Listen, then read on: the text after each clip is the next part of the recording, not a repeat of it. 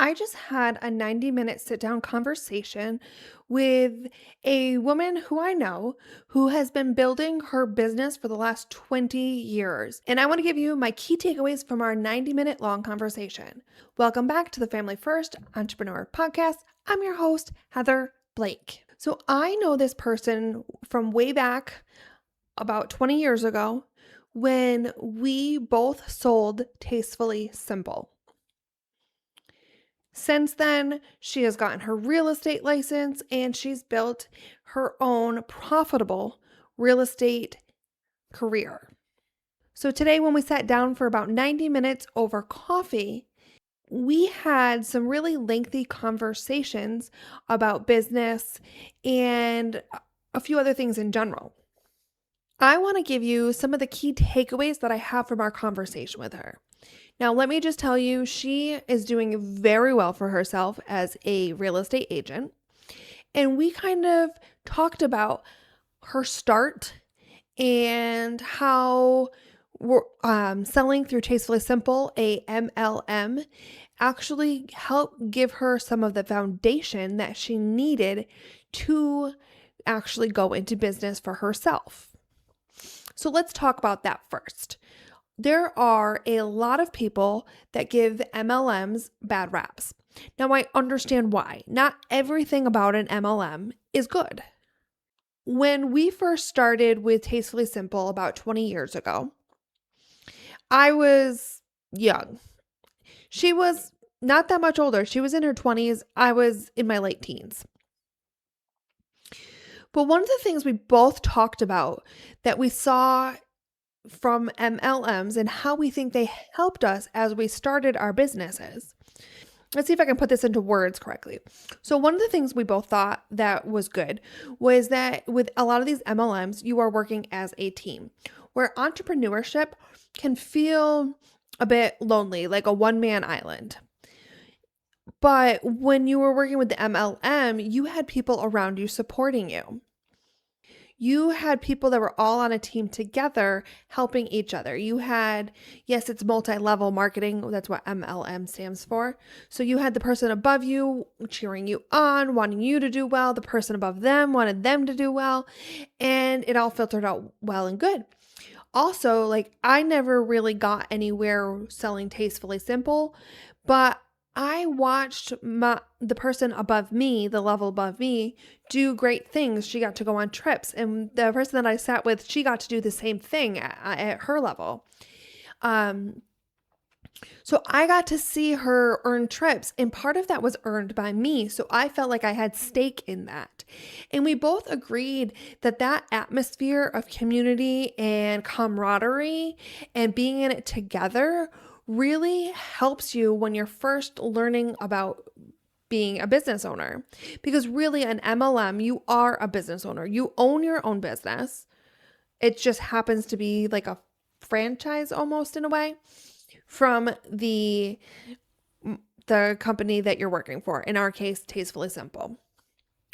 One of the other things that she really said is she got to go to a lot of trainings. I did some online trainings and did some other things, but she really got to go into these trainings. And she was like, when she worked for a real estate company, all those trainings felt very basic and were expensive. She had to pay for them out of pocket. Some of the trainings that she did through Tastefully Simple were completely free. Other ones were maybe $99. And she believed that those trainings that she took through Tastefully Simple were actually far above the ones she was able to take as a real estate agent with the brokerage firm that she was with. So the ability to take those trainings that were either free or low cost was infinite. So, it played out tenfold. When she was able to put those into her Tastefully Simple business, it really improved her business. But then she was able to take those same things and convert them into her real estate business now. Things like lead generation. And, with a lot of MLMs, you're asking people to host parties. And when they host a party, okay, would you like to host a party, or do you know anyone that would like to host a party? You would like to host a party. who would we think about inviting to this party? Who do you think that might be interested in this product? And her trainings on those types of things actually helped her when she moved to doing real estate full time approximately 10 years ago. Some of the other things that we thought that MLMs helped with were things like your foundations of your business with knowing how to, do some basic expense, what your expenses are, what you're taking in, what's going on here. So it kind of gave you some of those foundations of starting a business. If you hear any of those noises, my husband came home from work early today and he is working on the roof. All right. So now let's go to the two nuggets that I really think were her powerful message. One is relationships. And that's probably, no, I'm going to say they're even. This one isn't bigger. I think they're pretty even. So relationships, building relationships and actually caring about the relationships that you're building. One of the things we talked about was, and I said this wasn't MLM related, but I guess. So when she was doing her MLM, she was learning how to build those relationships with people because you realize that your business isn't in one-off sales. It's building the relationship that keeps people coming back. So she actually was able to take some of those hosts clients and people that purchased from her, and she was able to keep the relationships that she built with them going. And now she actually has said that she has helped multiple prior hosts buy or sell homes, some of them even buy their current home, as well as help their children buy their home. And that's all because of the relationships that she has built. Also, as part of these relationships, this is why her and I sat down. She was going through the contacts on her phone and was like, oh, Heather, I haven't talked with her in a while. Let's see what's going on with her. What can I help her with? What could she do with me? And we sat down and we talked, and she was just an open book building that relationship. Now, I want you to understand when she first started out 20 years ago with Tastefully Simple, she had young children. And during that time, she was on again, off again, a single mother. And eventually her and her husband split up, and she was a busy mom building her Tastefully Simple business, building a part-time real estate business, and still building relationships with other people. So I want you to realize that this isn't something that is exclusive to people who don't have children, who, aren't busy. She was absolutely busy. She was driven and busy. So as part of building relationships, this is the other part that I think is equally as important as building the relationship, is building the follow-up. This is something that I know I had struggled with earlier on in my business, and that I am working on right now. But because of follow-up, she has been able to never cold call anybody. And she is able to build this business that is doing extremely well, like I've said. So one example she gave me was someone might say to her, oh, my mom is thinking about selling her house and downsizing. So the next day or 2 days later, she contacts them. Hey, you happened to mention when we were talking that your mom was thinking about downselling. I want to know if there's any information I can give her, or if I could send you some cards so I can sit down and chat with your mother and help her out figuring out this process. And, in this example, the person said, oh, well, she decided she's going to wait about 6 months before she sells her house.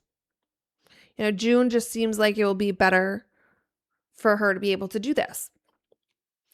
And one of the big takeaways was, do not wait 6 months to contact. Okay, they said 6 months, but what happens if 4 months from now, something came up, something happened, and they're like, oh, I need to sell now. Or 4 months from now, they start planning for the sale that's going to be in 6 months. So her recommendation was reach out in 3 months and say, all right, 3 months ago, we just had this conversation. You said your mother was going to sell in about 6 months. I just want to see if that timeline is still accurate, if that's when she still feels best for selling her home, and if you need anything from me for assistance in the meantime. Now you are top of mind. You reached out. If the situation has changed, you had reached out and followed up. And that was some of her big information, following up and not just waiting for them to come back to you. Because if 4 months from that moment, she decided that she was going to sell because something came up and she happened to be sitting down at the diner at the counter and someone happened to be a real estate agent next to her and starts talking to her, that person might get the business opposed to her, even though she's been the one building the relationship. So building the relationship and following up are two huge things. Along with both of those, she had explained to me how she has this massively huge database. And she has clients people that she knows from Tastefully Simple, people she knows from buying their home or selling their home or however, and she tags them in her system, a CRM or something like, if she uses an email system, whatever she uses. She actually said that she has a database that also includes texting, but she tags them based on how she knows them. She also gives them a rating. So like an A+ rating or a B rating, depending on how involved she wants to be with them. When she sells somebody a home, she has a thing that auto generates. So each month they get information about what's going on in their neighborhood, whether homes are for sale, whether someone just bought a new home, things like that goes out automatically month to month. These are all things that she uses with her database for follow-up. She also, some of the people like the A+ rating that she wants to have high contact with, will send out things like events going on.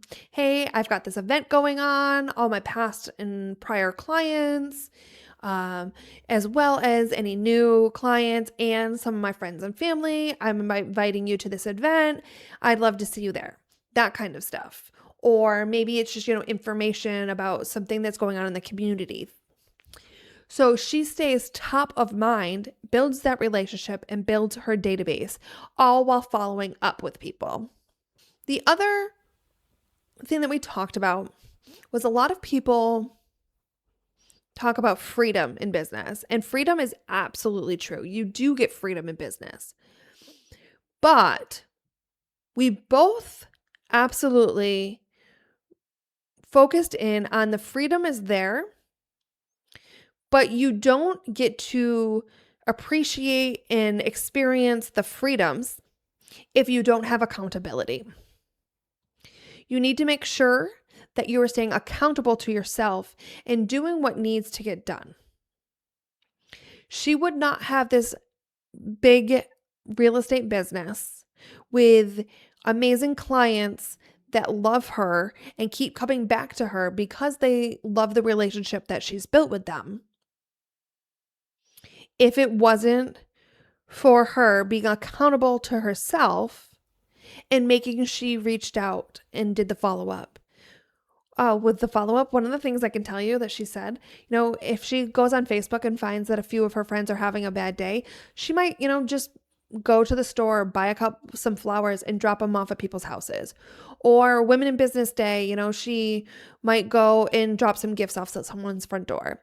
Little things, sending a note, a thank you note, a gratitude note, things like that are absolutely building the relationship, increasing her database, keeping her fresh in people's minds, and it's holding her accountable to the work that she needs to do. No more does she have to cold call anybody, or never actually has she had to cold call anybody, because of the relationships she was able to build.